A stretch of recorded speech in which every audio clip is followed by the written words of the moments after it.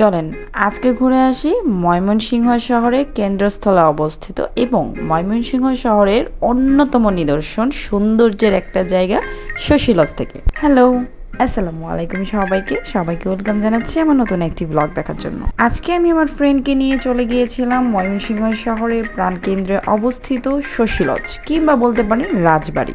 তো ফার্স্টে আমরা দুটো টিকিট কেটে নিলাম অ্যান্ড জনপ্রতি টিকিটের মূল্য ছিল 30 টাকা করে, যেটা আগে ছিল না, রিসেন্টলি চালু হয়েছে। আমার কাছে এটা বেশি মনে হয়। তো ফার্স্টে আপনাদের ঢুকতেই চোখে পড়বে শশীলজের সুন্দর একটা নিদর্শন, যেখানে শশীলজ সম্পর্কে সমস্ত কিছু লেখা আছে। মূলত মহারাজা শশীকান্ত আচার্যের বাড়ি এটা, এবং ময়মনসিংহ রাজবাড়ি নামেও অনেকেই চিনে থাকে।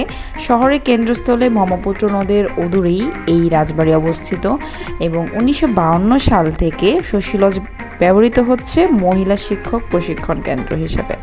2015 সালে 4 এপ্রিল জাদুঘর স্থাপনের জন্য বাংলাদেশ সরকারের প্রত্নতত্ত্ব অধিদপ্তর শশীলজটি অধিগ্রহণ করে। পুরো বাড়িটি 9 একর জমির উপর প্রতিষ্ঠিত। মূল বাড়িটি নির্মাণ করেন মহারাজা সূর্যকান্ত, আর পরবর্তীতে তার দত্তপুত্র শশীকান্ত প্রাসাদটি পুনর্নির্মাণ করেন, কারণ সূর্যকান্তের নির্মিত প্রাসাদটি ভূমিকম্পে আংশিক বা পুরোপুরি বিধ্বস্ত হয়েছিল।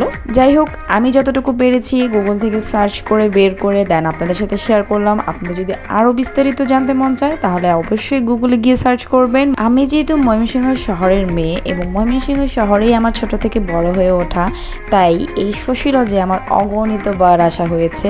বিশেষ করে যখন আমি ভার্সিটিতে পড়তাম তখন থেকে আমার খুব বেশি আশা হতো, কারণ শশীলজের ভিতরে ছবি তোলার জন্য অনেক সুন্দর সুন্দর জায়গা আছে, যেখানে আপনারা ছবি তুললে এস্থেটিক কিছু পিক পেয়ে যাবেন। কথা বলতে বলতে আমরা চলে এসেছি শশীলজের পিছন সাইডে, যেখানে একটা স্নানঘর আছে।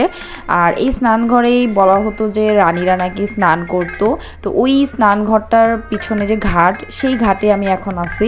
আর দেখতেই পারতেছেন এটার ভিউটা কতটা সুন্দর। এইখানে ছবি তুলে যা আসে না, অস্থির আসে। আমার এই জায়গাটা অনেক ভালো লাগে। আর এই জানালার ফ্রেমে আমি যে কত ছবি তুলেছি, কত ভিডিও করেছি তার কোনো হিসাব নেই।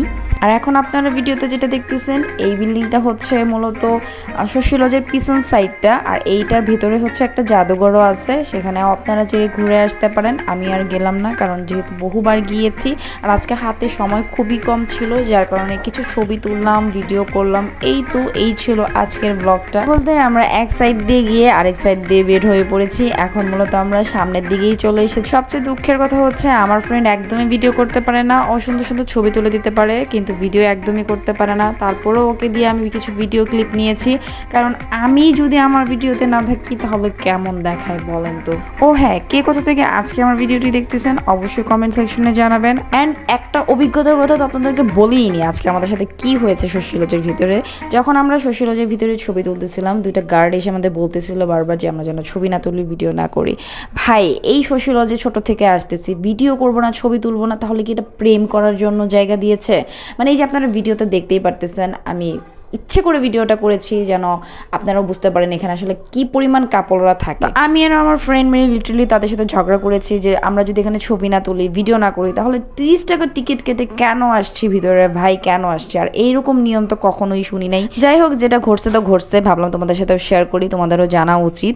তো আজকের ব্লগটা তোমাদের কেমন লাগলো অবশ্যই কমেন্ট সেকশনে জানাও। দেখা হবে নেক্সট অন্য কোনো ব্লগে। সে পর্যন্ত টাটা, বাই বাই, আল্লাহ হাফেজ।